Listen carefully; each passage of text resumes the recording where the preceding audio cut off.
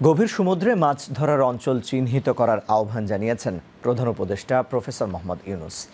আজ রাজধানীর চীন মৈত্রী সম্মেলন কেন্দ্রে জাতীয় মৎস্য সপ্তাহ ২০২৫ উপলক্ষে আয়োজিত অনুষ্ঠানে বক্তৃতাকালে তিনি এই আহ্বান জানান। অনুষ্ঠানে মৎস্য খাতে অনন্য অবদানের স্বীকৃতিস্বরূপ ১৬ ব্যক্তি এবং প্রতিষ্ঠানের হাতে জাতীয় মৎস্য পদক ২০২৫ তুলে দেন প্রধান উপদেষ্টা। প্রফেসর ইউনূস বলেন, প্রকৃত মৎস্যজীবী এবং জেলেদের সামাজিক নিরাপত্তা কর্মসূচির আওতায় আনতে হবে। প্রধান উপদেষ্টা আরও বলেন, মৎস্য খাতের ব্যাপক সম্ভাবনাকে কাজে লাগিয়ে আরও বিপুল সংখ্যক তরুণ সফল উদ্যোক্তা হয়ে উঠতে পারে। অবৈধ জাল এবং সরঞ্জাম প্রস্তুত ও ব্যবহার সহ যে কোনো ধরনের বেআইনি কর্মকাণ্ড প্রতিহত করার নির্দেশনা দেন প্রধান উপদেষ্টা। তিনি বলেন, প্রকৃতির প্রতি সদয় হলে প্রকৃতির দান উপভোগ করা যাবে।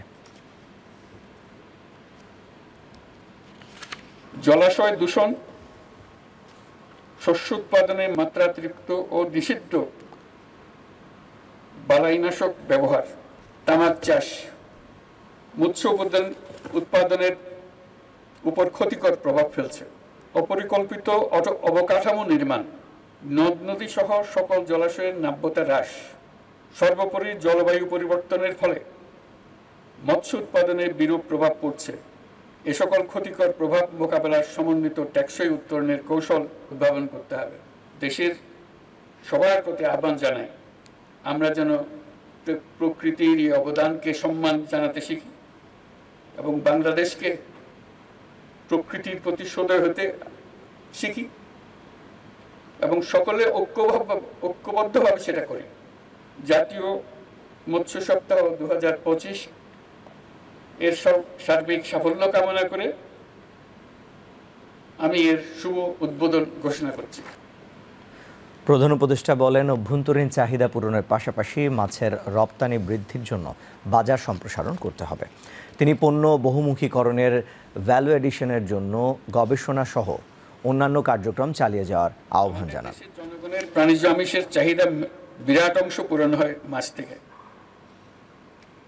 একই সাথে ১২ লক্ষ নারী সহ কর্মক্ষম জনগোষ্ঠীর একটা বিরাট অংশ প্রত্যক্ষ ও পরোক্ষভাবে এই খাতের সঙ্গে জড়িত। তবে এই খাতের ব্যাপক সম্ভাবনাকে কাজে লাগিয়ে আরো বিপুল সংখ্যক তরুণ সফল উদ্যোক্তা হয়ে উঠতে পারবে বলে আমি আশা করি।